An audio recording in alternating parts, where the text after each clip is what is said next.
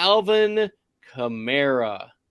And as I said earlier in the stream, like in previous streams, I wanted part of this New Orleans game. I had Andy Dalton as a top 6 quarterback. That was a little aggressive because Andy Dalton finished with, as quarterback 14 as of right now.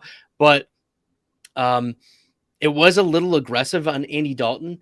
But the Vegas Raiders, if they would have put up anything, this would have been even more of a big fantasy football game. And Alvin Kamara, running back 1 overall, coming into Monday Night Football. He's not going to be touched by anyone in this Sunday night game.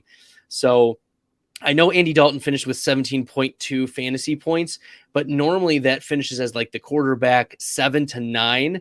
And he was the consensus quarterback 20. So I think I'm pretty close to where, Andy Dalton would have been.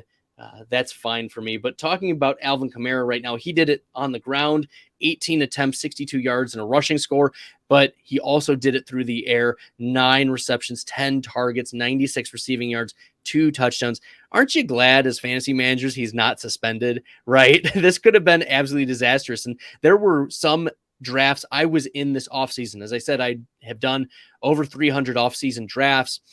And Alvin Kamara fell to the 5th round in a couple of those. I was able to get him in the 3rd and 4th rounds in a couple of drafts, but Alvin Kamara reestablishes himself as this bona fide running back 1, and maybe he put himself on this trade radar. Maybe he did. There's been some chatter about what is it going to take to move Alvin Kamara. Reportedly, the Bills and the Eagles are interested in Alvin Kamara. I just don't see Alvin Kamara being the needle-moving piece for those offenses, right?